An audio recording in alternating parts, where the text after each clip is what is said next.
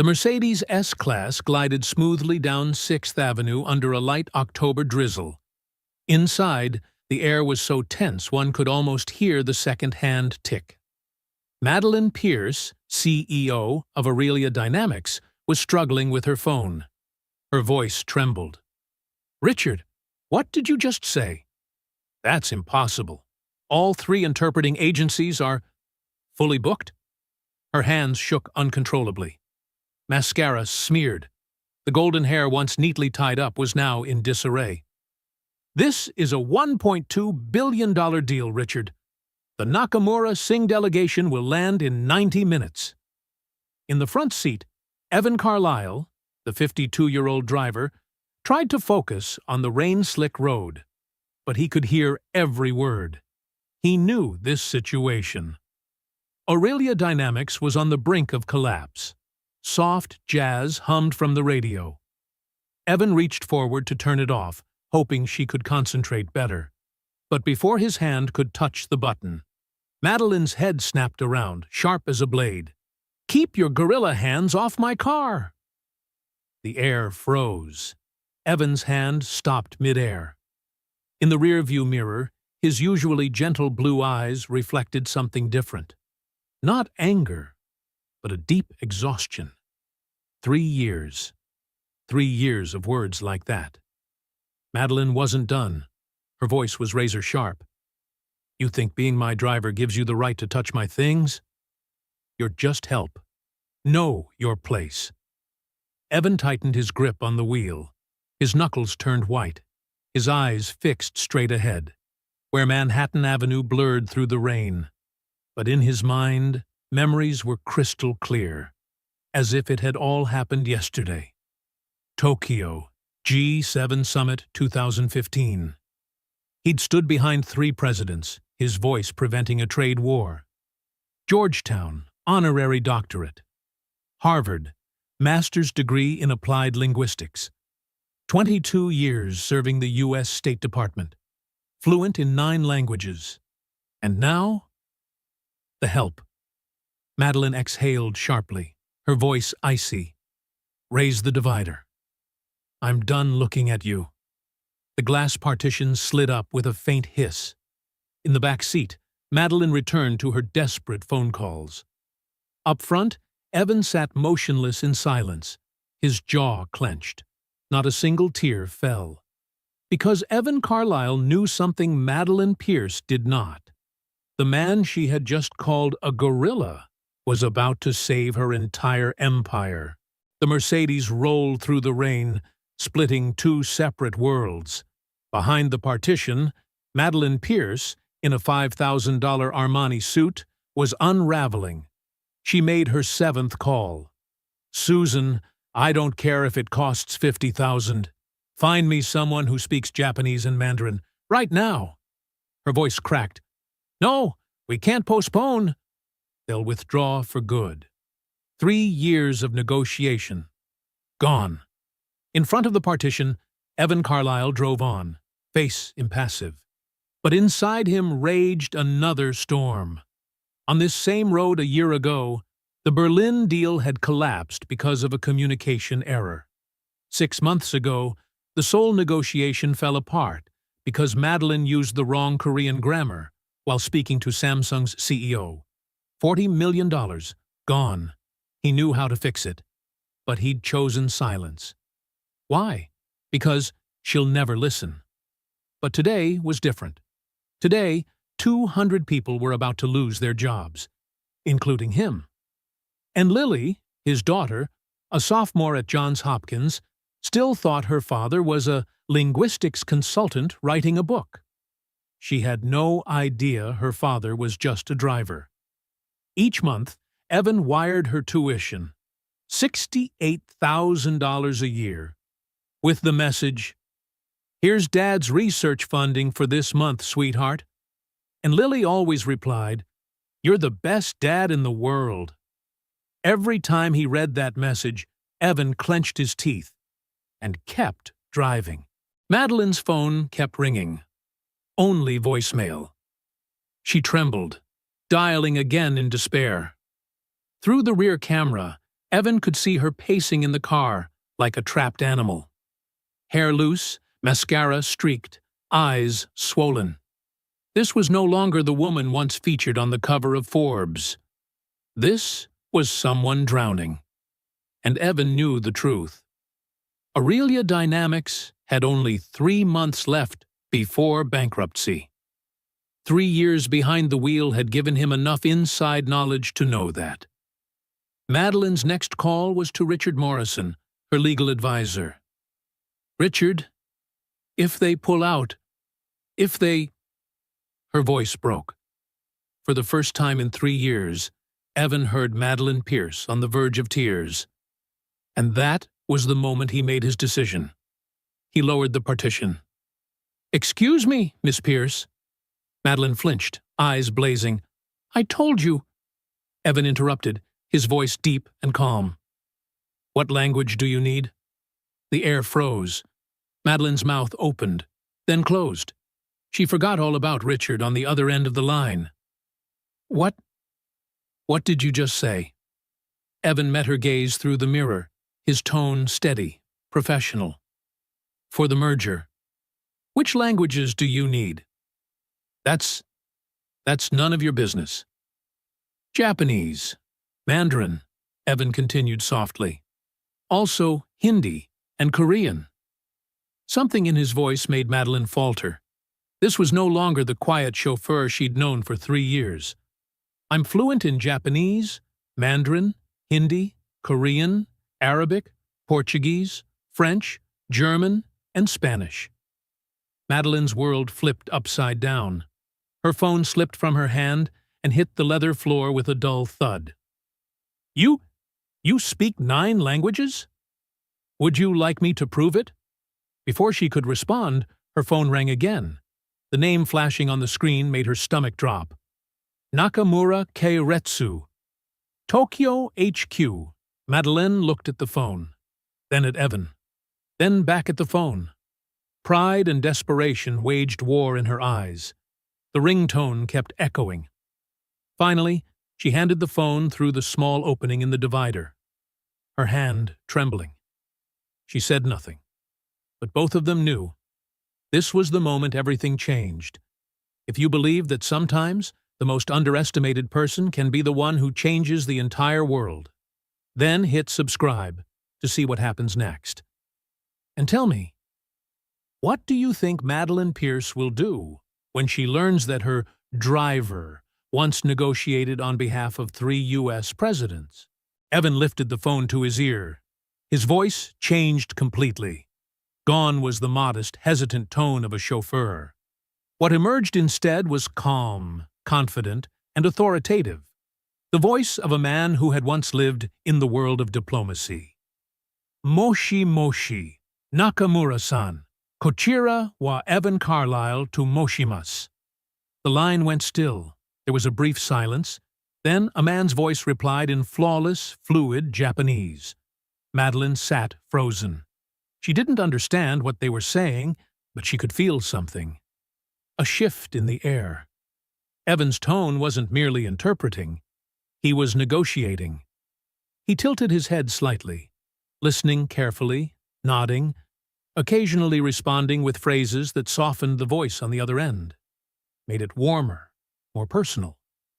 The way he said, "Nakamura-san," the precise rhythm of his pauses, every gesture carried a deep cultural respect. Then, another voice joined in, sharp and fast, speaking Mandarin. Without a heartbeat of hesitation, Evan switched languages, flowing seamlessly, his pronunciation round and native-like. Technical terms began to appear: intellectual property, transfer of ownership, market entry strategy. Madeline recognized these words. They were the most sensitive points in the merger, the ones she was risking everything to hold together. And the man she had called a gorilla 20 minutes ago was now discussing those very issues in 3 different languages, as if he had been born to do this. 20 minutes passed. The Mercedes continued to glide through the rain-soaked towers of Manhattan. But inside, Time stood still. At last, Evan bowed his head slightly, though the person on the other end couldn't see, and ended the call with respectful grace. "Arigato gozaimasu, Nakamura-san." He handed the phone back to Madeleine. "They're looking forward to meeting you in person. The merger discussions are back on track." Madeleine stared at the phone as if it were a ticking bomb. Then she looked at Evan, her voice hoarse. "What? What did you just do?" Evan looked straight ahead, his tone calm and professional, as if this were something he did every day. "Just a small cultural misunderstanding. Your legal team used overly aggressive language in the preliminary contract. They felt they were being treated as subordinates, not as partners." The color drained from Madeleine's face. "What kind of misunderstanding?" "The kind that can kill a deal." The car crossed an intersection, red light reflecting across Evan's stern face. "I explained that Aurelia Dynamics deeply respects their family business legacy. That you took time to study Japanese corporate customs to show your regard." Madeleine's mouth fell open in disbelief. "But I never," Evan replied evenly. "Now you have."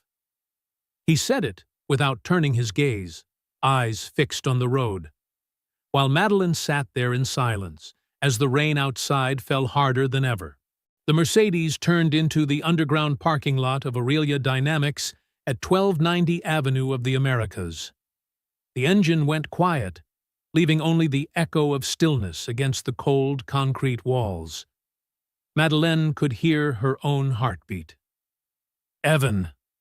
For the first time in 3 years, she called his name. "I need to know everything." Evan met her eyes through the rear-view mirror. For a brief moment, the divider between them looked like a real wall. Then he nodded slightly. Ph.D. in International Relations, Georgetown. Master's in Applied Linguistics, Harvard. 22 years as a senior diplomatic interpreter for the U.S. State Department. Each word struck Madeleine like a hammer to the chest.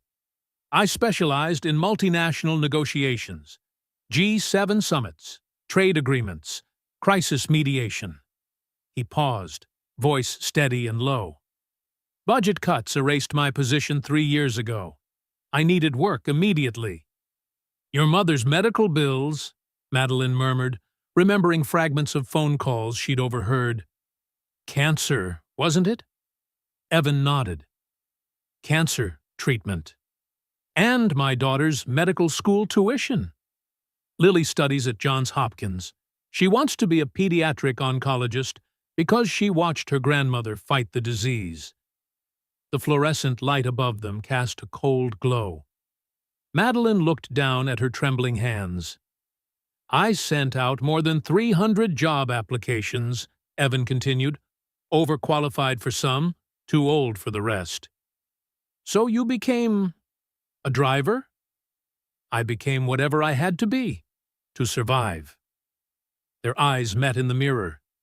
In that instant, the 3 years of quiet service behind the wheel suddenly took on a massive weight. A presence she had never truly seen. Her phone buzzed. A text from Rebecca, her assistant. The Nakamura delegation arrived early. They're in the lobby, asking about cultural protocols. No one knows what to say. "They're here," Madeleine whispered. Evan stepped out, walked around the car, and opened her door. Same motion, same professional grace as always. But this time, everything was different. Madeleine rose to her feet, looked at him, really looked at him, for the first time. "Will you help me save my company?" Evan lifted his gaze, eyes steady and bright. "Let's save it together, Ms. Pierce." The elevator ascended quietly to the 15th floor.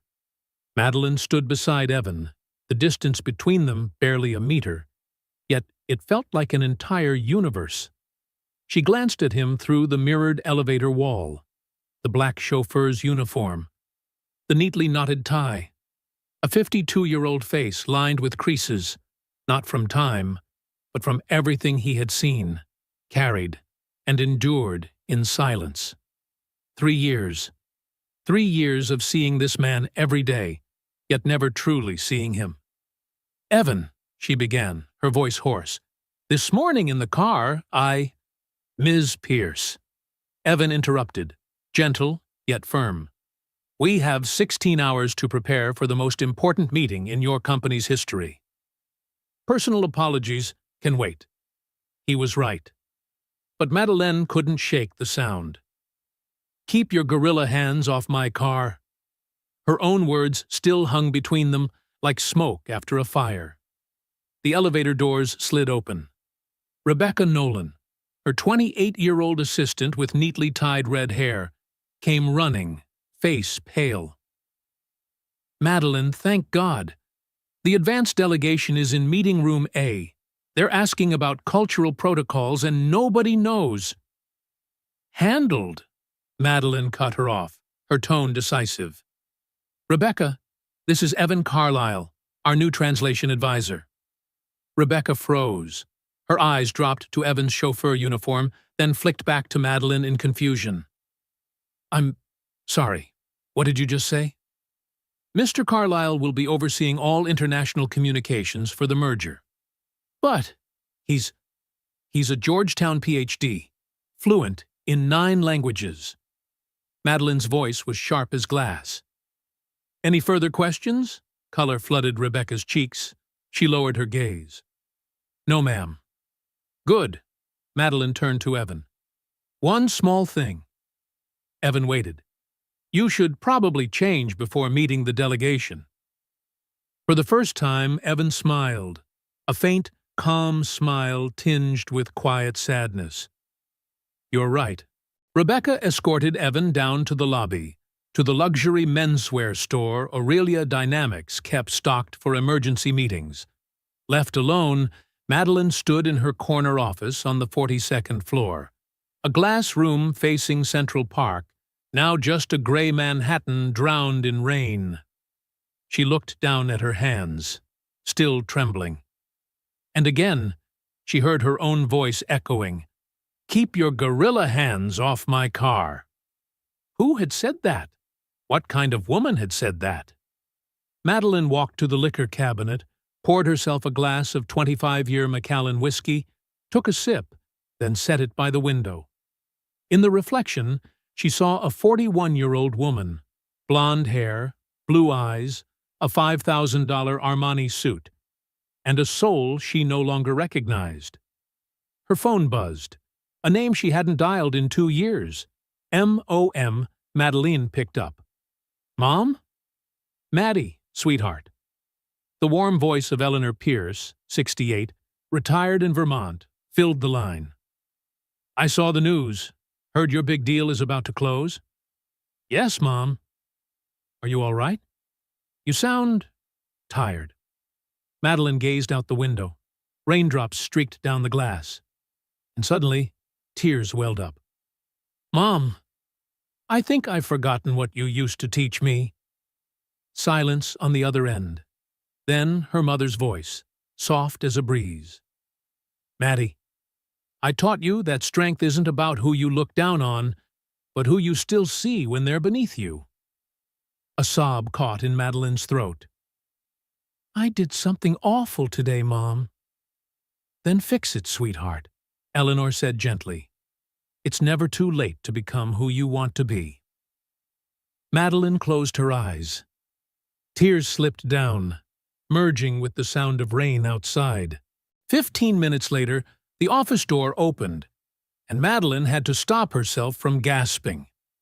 Evan walked in, dressed in a navy Hugo Boss suit that fit his broad shoulders perfectly, a silver silk tie, polished black Oxford shoes.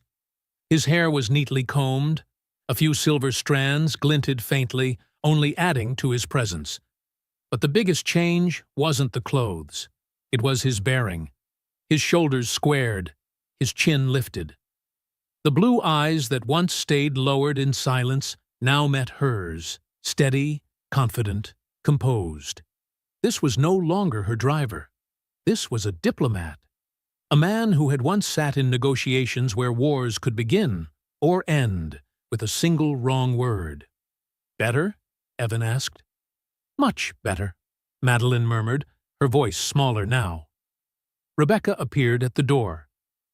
"Meeting room A is ready. The advance delegation is waiting." Madeline drew a deep breath, straightened her suit. But before stepping out, she turned back. "Evan, are you ready?" Evan Carlisle, the former senior interpreter of the U.S. State Department, underestimated for 3 long years, smiled with quiet confidence. "Ms. Pierce, I've mediated disputes between nations. I think I can handle a business meeting." For the first time in months, Madeline Pierce felt something she had long forgotten: hope. The two of them walked out of the office side by side. No longer boss and employee, but two people about to fight for the same cause. Conference Room A of Aurelia Dynamics radiated that distinct American sense of authority. A 10-meter walnut table, Italian leather chairs, glass walls overlooking 6th Avenue. But today, the air inside was thick, stretched tight like a string about to snap. The advance delegation from Nakamura Group consisted of 3 senior Japanese directors and 1 interpreter. They all stood up at once when Madeline and Evan entered. Evan stepped forward. He bowed. Depth, angle, and duration measured to the exact second. Not too low to seem servile, not too high to appear arrogant. Then he spoke, in Japanese. His voice carried no trace of an American accent, none of that foreign speaker trying to sound polite tone. It was the voice of someone who had lived within that culture. The lead director, Mr. Tanaka, blinked in surprise. Then he smiled and replied with a long, warm sentence. Evan turned to Madeline and said quietly, "Mr. Tanaka says they're pleased that Aurelia Dynamics sent someone who truly understands Japanese culture. He feels respected." Madeline nodded, her heart pounding. "Tell him Aurelia Dynamics doesn't see this as a deal, but as a long-term relationship between 2 family-run legacies." Evan gave a subtle nod and translated, but he didn't just relay her words. He interpreted her tone, adding cultural nuance, weaving phrases with a Japanese rhythm that conveyed sincerity and grace. The atmosphere began to shift. The tension slowly melted. The meeting unfolded with almost unbelievable smoothness. But at minute 35, Mr. Tanaka's expression suddenly changed. He spoke at length, his tone deepening, pointing at a clause in the contract. Evan listened, eyes narrowing slightly. "Something wrong?" Madeline whispered. Evan turned to her, voice serious. "Mr. Tanaka says Clause 7 in the draft contract is written too directly. In Japanese culture, that phrasing implies we see them as subordinates, not equal partners." The color drained from Madeline's face. That was exactly the kind of mistake that could destroy 3 years of negotiation. "Which clause?" "The one about final decision authority." Evan switched back to Japanese, his voice calm, warm, steady. He explained something, with a tone that sounded like smoothing turbulent waters. Mr. Tanaka listened, his expression firm at first, then gradually softened. Evan continued. This time, he told a story. Madeline caught fragments of English woven into the Japanese. "Father, reconstruction." A brief silence followed. Then Mr. Tanaka nodded firmly, smiling faintly, speaking at length with genuine warmth. "What did he say?" Madeline asked softly. Evan replied, his tone low and composed. "He said his father once worked with Americans after the war. He understands that sometimes American legal language sounds rigid, but the true intent is cooperation. He's agreed to revise the clause toward a more balanced form. Madeline exhaled, relieved, unaware that her hands were trembling. But a single question echoed in her mind. What did Evans say to make a Japanese executive change his stance in just a few minutes? When the delegation finally left, with warm handshakes and rare smiles, Madeline closed the conference room door behind them. Only she and Evan remained. "What did you say to Mr. Tanaka?" she asked, her voice still hoarse. "About your father, and rebuilding after the war?" Evan removed his suit jacket and hung it on the chair. For the first time, Madeline noticed a hint of fatigue in him. "I told him about my father. He was a civil engineer who worked in Japan from 1947 to 1952, helping rebuild Tokyo." Madeline sat down, silent. "My father taught me that true cooperation doesn't live in contracts. It lives in trust." In two sides, building something greater than themselves, Evan turned toward the window, where Manhattan was fading into the colors of dusk. "I told him that his father, a survivor of Hiroshima, and mine once worked together, not as former enemies, but as men rebuilding the future." His voice slowed, carrying a quiet ache. "I told him this merger isn't just about money. It's about continuing what our fathers began." Madeline felt her throat tighten. "Was that true?" "Every word." The room fell silent. Outside, Manhattan's lights began to glow, glittering like an inverted sky. "Evan," Madeline whispered, "these past 3 years, how many of my meetings have you listened to?" "All of them." "And you knew the company was near bankruptcy?" "I knew." Since last August, Madeline ran a hand through her hair, nearly groaning. "Why didn't you say anything? Why didn't you help me sooner?" Evan met her gaze, his eyes kind but sorrowful. "Miss Pierce, I tried. Many times. But a driver isn't supposed to have opinions on corporate strategy, is he?" Memories flooded back. A year ago, Evan had said, "Ms. Pierce, about the Seoul meeting. Maybe we should—" And she'd cut him off. "Evan, you're just the driver. Don't try to be smart, 6 months ago." "Ms. Pierce, I think the German team may have misunderstood." "I didn't hire you to think, Evan." Each line came back now, stabbing straight into her chest. So many lost chances. So many disasters that could have been avoided. "My fault," Madeline whispered, eyes glassy. "All my fault." Evan slipped his jacket back on, his voice calm but steady. "Miss Pierce, we have 14 hours before the main meeting. The past doesn't matter anymore.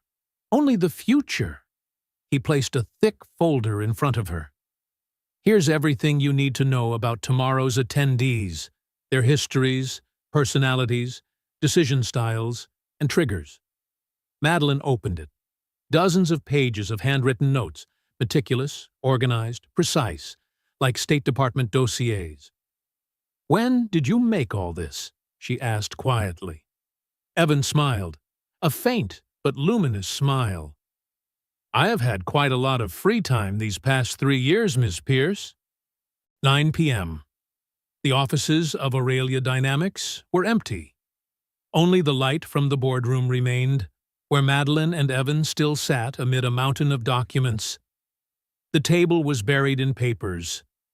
Organizational charts of Nakamura Keiretsu, the Singh family dossiers, cultural analyses of Japan and India, and pages of negotiation strategies written in 3 languages. Madeline looked across the table. Evan was bent over his notes, brow furrowed in deep concentration. She held her 5th cup of coffee that night. "Evan," she said softly, "can I ask you something personal?" He looked up. "Why are you still helping me?" "After everything I've said, after the way I've treated you for 3 years?" Evan set down his pen. The silence stretched long enough for her to think he wouldn't answer. Then he opened his wallet and took out an old photograph. "This is Lily, my daughter." Madeline looked at the picture. A young woman with a bright smile, wearing a white medical student's coat. 22. Second year at Johns Hopkins, majoring in pediatric oncology. His voice softened as he spoke of her. "Lily wants to heal children with cancer because she watched her grandmother fight the disease." He paused, swallowing hard. 3 months ago, Lily called me crying. She said she might have to transfer to a community college because tuition was too high. Madeline felt as if someone had punched her in the gut. "I told her not to worry, that I'd take care of it. But the truth is," his voice cracked, "that same day, I had just come back from my 3rd job interview of the week. A coordinator position at a local community college. Salary, $28,000 a year." He let out a quiet, bitter laugh. "I almost took it. I was ready to tell her to transfer, to accept that my career had ended at 52. "What changed?" Madeline asked softly. "Then this morning, you needed me." Evan looked her straight in the eye, voice steady and calm. "Ms. Pierce, saving your company isn't just about work or money. It's about proving that talent can exist anywhere, and that a person's worth isn't defined by their title." He slipped Lily's photo back into his wallet. "It's about ensuring that my daughter, and yours, can grow up in a world where people are seen for who they truly are." Tears streamed down Madeline's face. For the first time in years, she didn't try to hold them back. I have a daughter too," she whispered. "Emma, 14. She's at Exeter." Evan blinked, surprised. "I didn't know." "No one does," Madeline said, wiping her tears.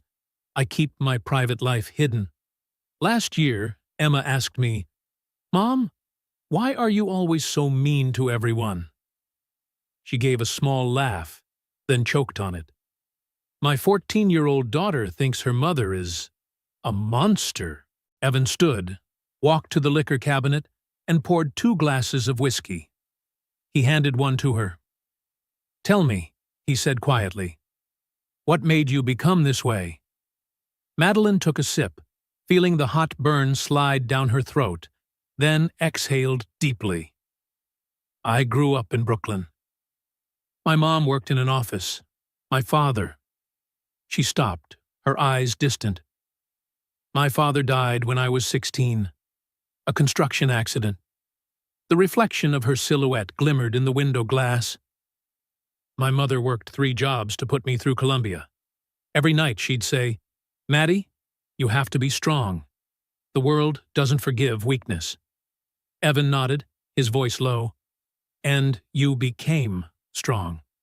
Madeline shook her head, giving a bitter smile. "No, I became ruthless. I climbed every rung of the ladder by stepping on others. I thought that was strength. But in truth—" Her voice trembled. "I was just repeating what had been done to me. When I was an intern, I was humiliated, called the poor girl from Brooklyn. And instead of breaking that cycle, I continued it."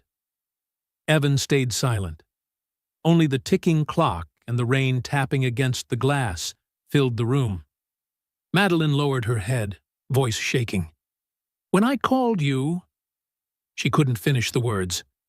"In that moment, I heard the voices of those who once looked down on me, and I realized I'd become them." She turned to him, tears streaming freely now. "Emma was right. I am a monster. And worse, I've turned this company into a place that breeds more monsters like me."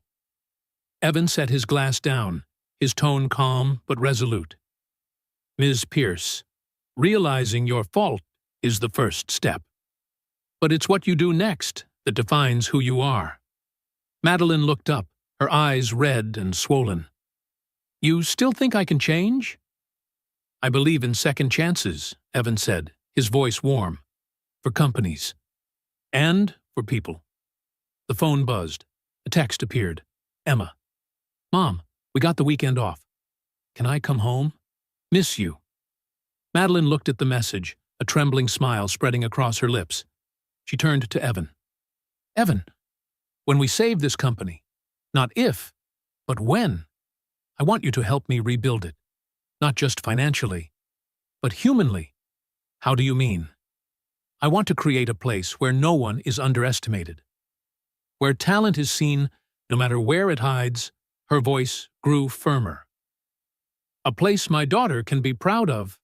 Evan smiled, the first genuine smile she'd ever seen from him. Then we'd better prepare well.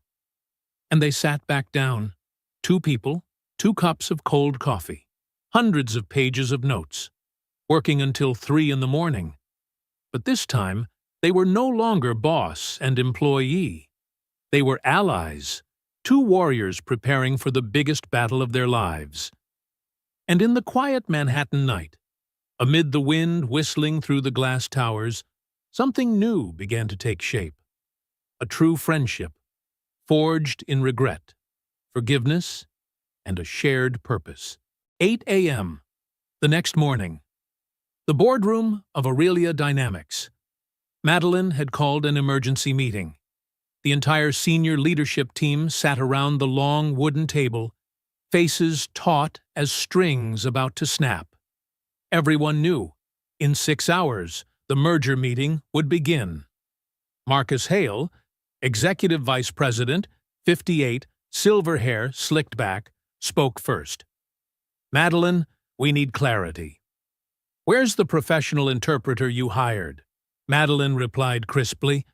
I'd like to introduce Evan Carlisle, our lead interpreter for today's merger. She gestured toward the door. Evan entered in a navy suit, shoulders squared, steps firm. There was no trace left of the chauffeur he once appeared to be. Every eye around the table followed him, doubt written plainly on their faces. David Chen, the CTO, 45, Chinese-American, narrowed his eyes. Wait a second. Isn't he Madeline's driver? The air crackled. Marcus tapped his fingers on the table. Madeline, this is a $1.2 billion deal. We need verified experts, not someone from...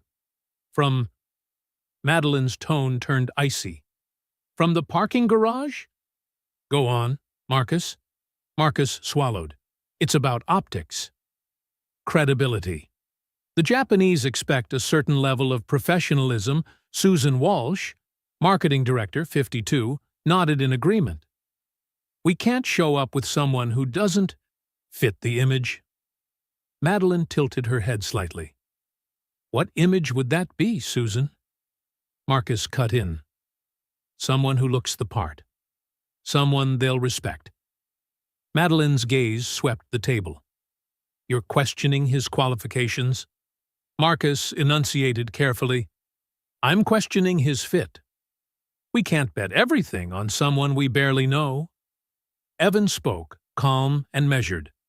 Mr. Hale, what exactly are your concerns regarding Japanese business etiquette?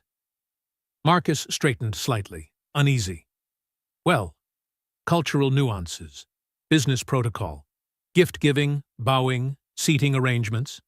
Evan nodded gently. Ah, you're referring to omiyage, the appropriate bow angle for executive rank, and zaseki, seating by company founding year rather than revenue, correct? The room fell dead silent.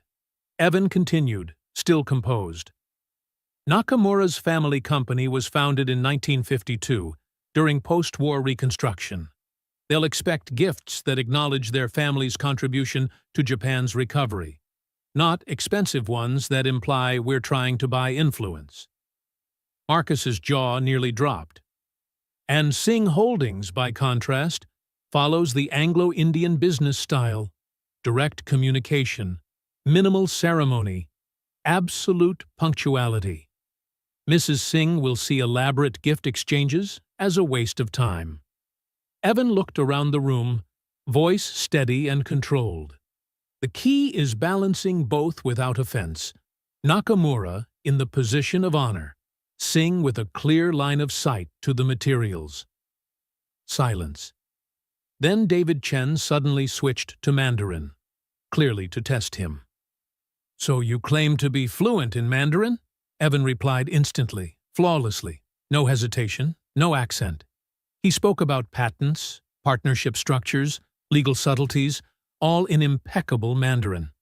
David Chen's face paled. Where did you study?" "Georgetown. Harvard.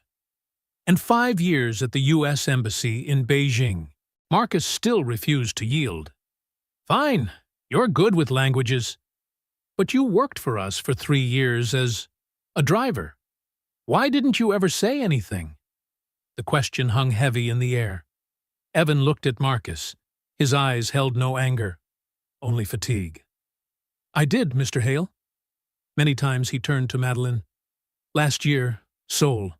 I tried to warn about a translation issue. I was told, just drive." Madeline closed her eyes, pained.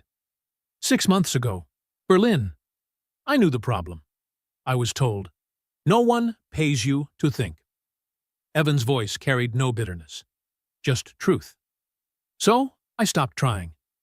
I chose to believe that one day someone would need exactly what I know. Marcus lowered his head, ashamed. "Today," Evan said quietly, "someone finally does." Madeline rose to her feet. Her voice was low, but sharp as glass. "Ladies and gentlemen, for 3 years, we've had one of America's most accomplished diplomats in our midst, and we've had him driving me to get coffee." She clicked the remote. The screen lit up with a State Department citation. Presidential Commendation for preventing the collapse of U.S.-China trade relations in 2018. Marcus shifted uncomfortably in his chair. Next slide. Lead Negotiator. Asia-Pacific Economic Framework.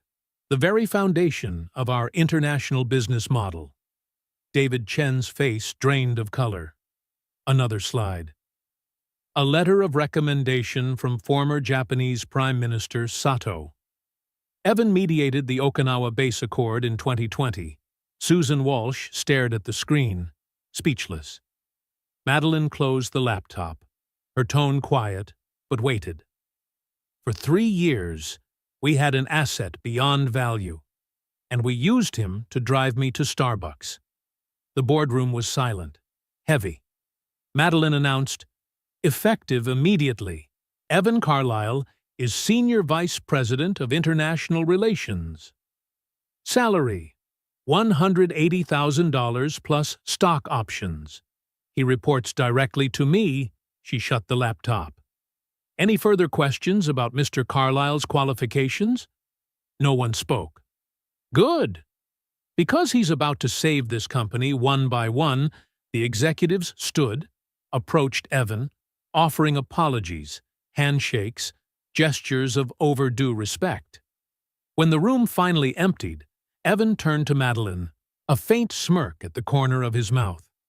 "Ready, Ms. Pierce?" Madeline smiled, the first genuine smile in months. "Ready, Mr. Vice President." 2 p.m. The merger meeting was set for 4 o'clock.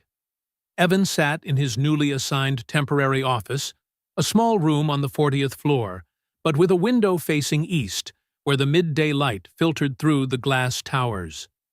He was reviewing the documents one last time when his phone vibrated. Unknown number. Mumbai area code. Evan Carlisle.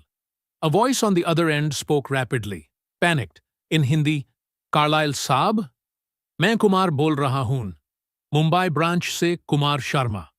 Mumbai Regional Director of Aurelia." Evan recognized that voice. He'd heard it hundreds of times in calls that had floated through the car when he was still behind the wheel. "Kumar ji, kya hua?" "What's happened, Mr. Kumar?" Evan switched to fluent Hindi. Kumar spoke quickly. A rival company had just attempted to breach the AI system at the Mumbai branch. Fortunately, the tech team had detected it in time, but they needed urgent legal authorization in Hindi. Worse, Priya Singh, CEO of Singh Holdings, Aurelia's key merger partner, was also in Mumbai. If she heard about the breach before the meeting, the deal could collapse. Evan glanced at the clock. 2 p.m. Kumar ji, आप tension मत लो. मैं अभी handle करता हूँ. Don't worry. I'll handle it right now. For the next 20 minutes, Evan coordinated the crisis over the phone. He spoke Hindi with Kumar, English with the legal team in New York, and Mandarin with the engineers in Shenzhen, where the cloud servers were hosted. His voice carried the quiet authority of a man who had managed international crises for 2 decades. Madeline opened the door, about to ask something, then froze. She saw Evan speaking Hindi into the phone, typing Chinese on his laptop, and taking notes in English. All at once. The sight rooted her in place. Only one thought echoed in her head. This is the man I once called a gorilla. Regret flooded through her like a tidal wave. Evan set down the phone and turned to Madeleine. The Mumbai branch was targeted by a rival company. It's handled which rival? Datacorp Singapore.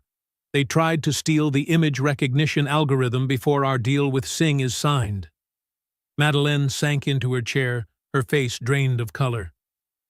If Priya Singh finds out about this, that's exactly why I called her first. Madeleine stared at him, disbelief in her eyes. You called Priya Singh? Evan nodded calmly.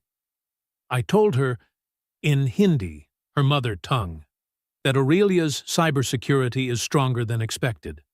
The fact that we detected and blocked the breach within hours proves the strength of your team. He turned his laptop toward her. With her permission, I joined a video call with Kumar Ji to finalize the report. Madeleine read the final message from Priya Singh. Mr. Carlyle, your team's response time is impressive. Aurelia's security system exceeds our expectations. I look forward to meeting you in person in 2 hours. She looked up, voice trembling. Evan, you just saved this deal for the second time in 24 hours. Evan simply shook his head. I didn't save it, Ms. Pierce. Your team did exceptional work. I only made sure the message was delivered the right way. Madeleine looked at him. This man now wearing a perfectly tailored suit, yet still carrying an unshakable humility. Why aren't you prouder of yourself? Evan smiled faintly, wistfully. I spent 22 years standing behind presidents, translating words that could change history. No one knew my name. No one remembered my face. He turned to the window, the afternoon sunlight painting Manhattan in gold. But I knew my work mattered. And for me, that was enough. Madeleine felt her throat tighten. No, Evan. That's not enough. You deserve to be seen, to be recognized. He smiled softly. Today, I was recognized. By who? Madeleine asked. My daughter. Evan lifted his phone and showed her a message he had just sent. Dear Lily, good news. I've been promoted. Your med school tuition is fully covered, all 4 years. Focus on becoming the amazing pediatric oncologist I know you will be. The reply flashed almost instantly. DAD! I can't believe it. I love you so much. You're my hero. Madeleine covered her mouth, tears streaming down her cheeks. Evan stared at the phone, his voice rough with emotion. For the first time in 3 years, I didn't have to lie to my daughter. Madeleine's phone buzzed. Richard Morrison, legal counsel. Madeleine, the Nakamura Singh delegation just arrived. They're in the lobby at the St. Regis. They'd like an informal meeting before the official session. Madeleine looked at Evan. Good sign or bad? Good, he replied. They want to gauge your character before negotiating. In Asian cultures, business is personal. Evan stood, straightening his tie. But we need to prepare carefully. They'll be watching everything. How you sit, shake hands, make eye contact. Then, teach me, Madeline said firmly. For the next 15 minutes, right there in that small office, Evan trained her. How to bow to Hiroshi Nakamura. 15 degrees. Hold for 3 seconds. No direct eye contact. How to shake hands with Priya Singh. Firm grip, steady gaze, no prolonged contact. How to use silence in Japanese negotiations. To let them think, not to fill the pauses. How to speak to an Anglo-Indian executive. Clear, direct, no unnecessary flourishes. And most importantly, Evan said, resting a hand lightly on her shoulder, a gesture both professional and warm. Remember, they're not just buying your company. They're buying your vision, your sincerity. Madeline asked quietly, if they mention our past, about you? Tell the truth, Evan replied, that you were wrong, and that you're learning to see people differently. In every culture, sincerity earns respect. Madeline nodded, drawing a deep breath. All right, let's go meet them. They walked out side by side, no longer CEO and chauffeur, not just boss and employee, but two warriors about to fight for the fate of 200 people. And in both their hearts, the same quiet vow echoed, we have to win. The St. Regis Hotel, 5th Avenue, New York. The grand lobby smelled faintly of cedarwood and Arabica coffee. Golden light spilled across the marble floor, reflecting off Madeline Pierce's shoes as she walked in. Beside her was Evan Carlyle, navy suit pressed, eyes calm yet sharply focused. At the VIP table near the window sat Hiroshi Nakamura, a Japanese man in his early 60s, slight of build, salt and pepper hair, a serene face that carried quiet authority. Beside him was Priya Singh, CEO of Singh Holdings, about 40, radiating a mix of power and grace, draped in an ivory silk sari, a soft pearl necklace at her throat. Madeline inhaled deeply, recalling Evan's instructions. Bow 15 degrees. Hold for 3 seconds. Avoid direct eye contact. She did exactly that. Hiroshi Nakamura responded with a bow of equal depth. That moment, only a few seconds long, felt like an ancient Japanese melody played perfectly in time. No words were exchanged, yet a quiet respect was born. Then Madeline turned to Priya Singh and extended her hand. Miss Singh, it's an honor. Priya clasped her hand, nodding slightly, eyes appraising. Likewise, Ms. Pierce. I've heard interesting things about Aurelia Dynamics. It sounded polite, but it was a test. Madeline smiled confidently. I hope what you hear today is better than what you heard yesterday. Priya blinked, then let out a soft laugh. The tension in the air instantly eased. From his seat behind them, Evan observed. Point 1 for Pierce. Success. They sat. The waiter poured matcha tea for Mr. Nakamura, espresso for Mrs. Singh, and black tea for Madeleine. Evan sat slightly behind them, in the precise posture of an advisor he let them lead. Yet his eyes registered every detail. How Nakamura stirred his tea clockwise, how Singh tilted her cup just a fraction to test the heat. Madeline began. Aurelia Dynamics and Singh Holdings may come from different worlds, but I believe we share one conviction, that technology only matters when it serves humanity. Priya set her cup down, a faint smile appearing. A beautiful philosophy.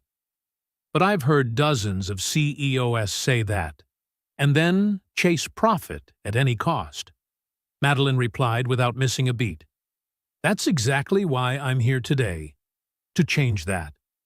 And if anyone understands the value of people over profit, it's Singh Holdings. Priya tilted her head, her gaze shifting. Half surprise, half admiration. Evan glanced at his watch. 3:10 p.m. exactly as he'd predicted. 10 minutes for testing, the next 10 for listening. Hiroshi Nakamura set his cup down and spoke in a deep, steady Japanese tone. Pierce-san, in our culture, there is a concept called kokoro, the heart within one's work. I wonder, does Aurelia possess such a heart? Before Madeline could answer, Evan gently translated, his Japanese voice warm and composed. Then he looked at her and gave a subtle nod. Speak honestly. Madeline took a breath and met Nakamura's eyes. Aurelia once lost that heart, sir. But thanks to people like Mr. Carlyle here, I'm learning how to find it again. Not through words, but through action, Evan translated, preserving every ounce of emotion in her tone.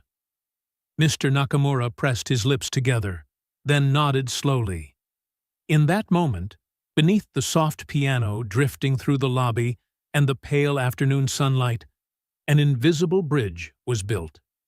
Not through contracts, but through sincerity. Evan looked at Madeleine, the light of renewed faith glimmering in his eyes, something he thought he'd lost after 20 years working behind the scenes. Madeleine met his gaze and gave a small nod. The real battle was about to begin. 4 p.m. The Royal Conference Room, the St. Regis Hotel. The round walnut table gleamed under soft golden light. At its center stood a vase of white peonies, a symbol Evan had personally chosen for its meaning of harmony and rebirth in Asian cultures. On the left sat the Aurelia Dynamics delegation, Madeline Pierce, Evan Carlyle, Richard Morrison, and David Chen. Across from them, Hiroshi Nakamura, with 3 Kairetsu executives, beside him Priya Singh and her legal advisor. The air was still, heavy, almost sacred. All eyes fixed on Madeline, once dismissed as arrogant, now composed, hands resting neatly on the table. Evan sat at her right, calm yet sharply focused.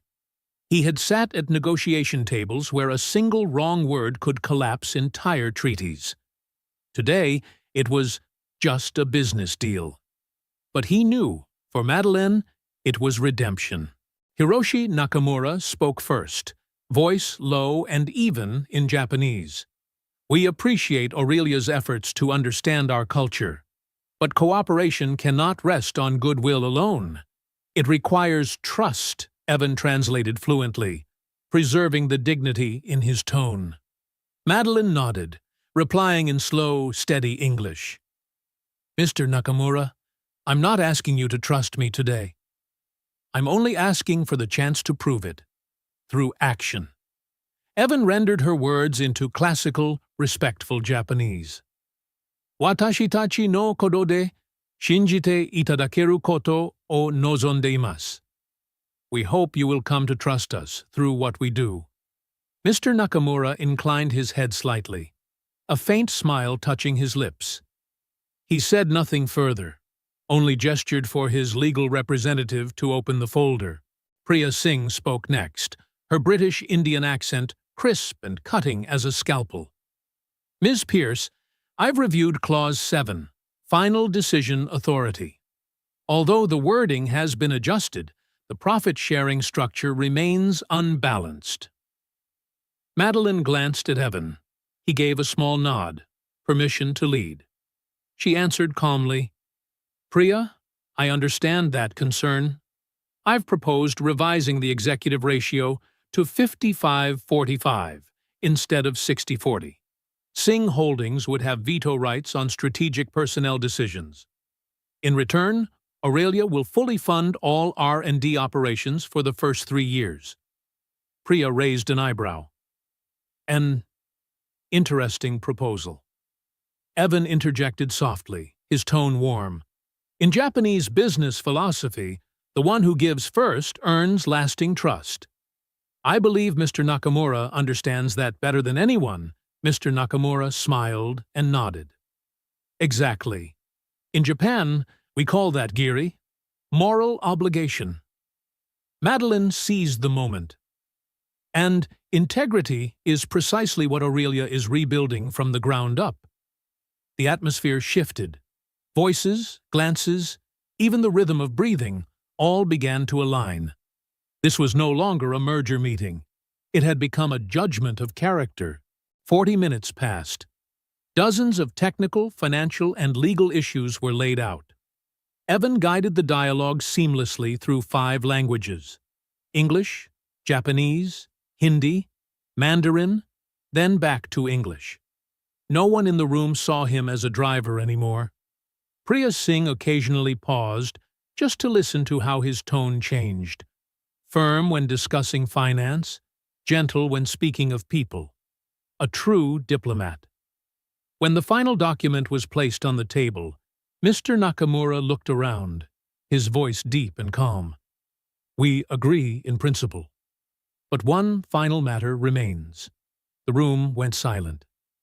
Aurelia once lost its direction. "How do I know this time will be different?" Madeline's voice trembled slightly, but her eyes were bright. "Because this time, the person sitting beside me isn't an outside consultant. He's the man who taught me how to listen again." She turned to Evan. Every gaze in the room followed. He stood and bowed gently. "Mr. Nakamura, in your language there is a word.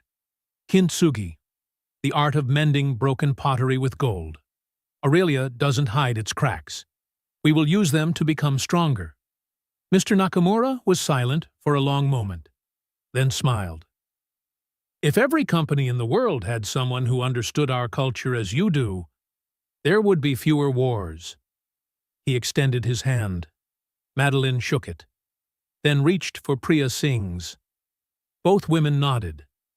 Evan looked around the room, the late afternoon light glinting off the polished wood. A full circle had closed. For the first time in 3 years, he wasn't standing behind the glass wall. He was being seen. The meeting ended amid camera shutters, respectful bows, and genuine mutual regard. In the corridor, Madeline spoke softly, her voice husky but warm. "Evan, thank you. Not just for saving the company, but for saving me." He smiled, a rare peace in his eyes. "No, Ms. Pierce. You just needed someone to clear the windshield. The driver always knew the way." 6 p.m. The New York sky turned amber. Sunlight poured through the towering glass windows of the St. Regis, sweeping across the long conference table. Now empty. Documents, glasses, pens, all remained in place. But the air had changed. Lighter. Warmer. Like a city after a storm. Still wet.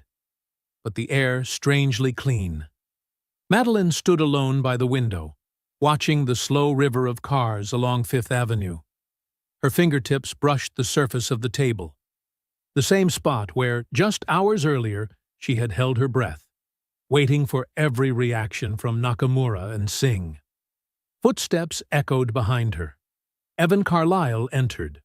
No longer the man tensed for battle, just a 52-year-old man, tall, a little tired, yet with eyes alight, like a small flame newly rekindled.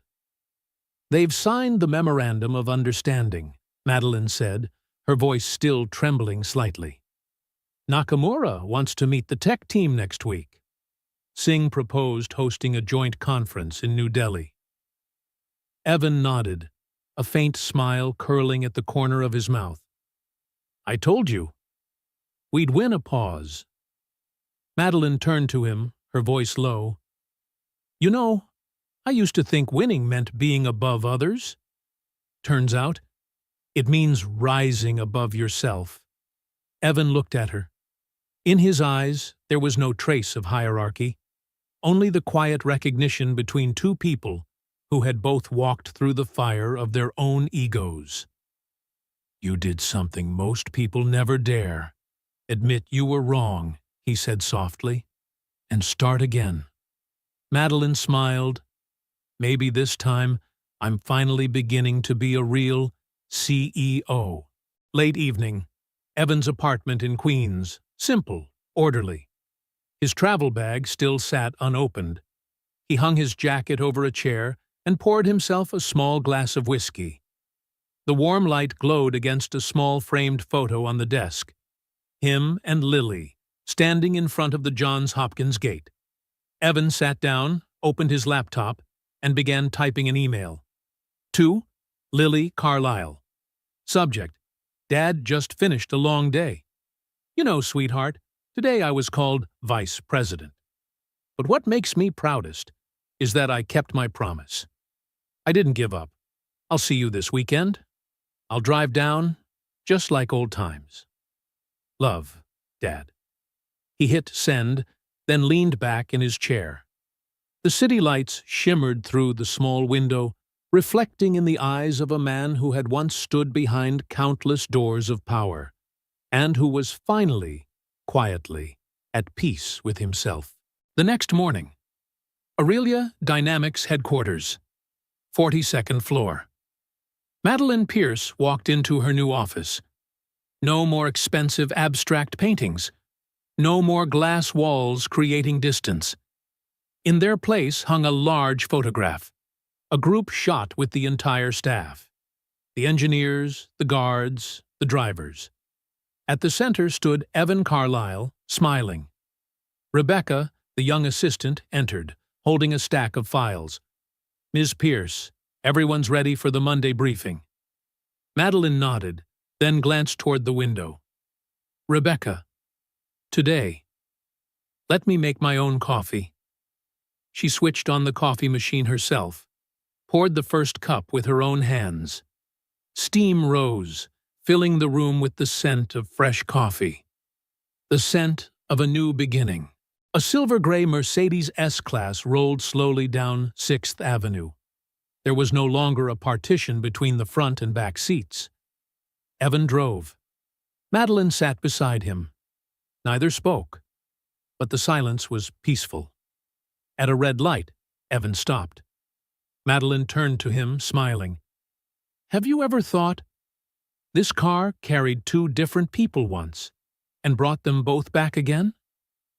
Evan kept his eyes on the road ahead, sunlight catching his gaze. This time, he said softly, no one sitting in the back anymore. The light turned green. The Mercedes glided through the intersection, merging into the Manhattan traffic. In the distance, the setting sun glinted off the car's windows, a streak of gold, like forgiveness and hope. Some people spend their whole lives behind the wheel, but sometimes they're the ones keeping the journey from falling off the edge. Evan Carlisle didn't just save a company. He saved faith in a woman, in hundreds of employees, and in his own daughter. And Madeline Pierce. She finally understood that real power doesn't lie in the CEO's chair, but in the courage to listen to those she once dismissed. Perhaps every driver in our lives carries a story worth hearing. If you believe humility can still save this world, subscribe to True Tale Time and join us for more journeys where the seemingly smallest people do the greatest things. Because sometimes what we truly need isn't power, but someone who knows the way.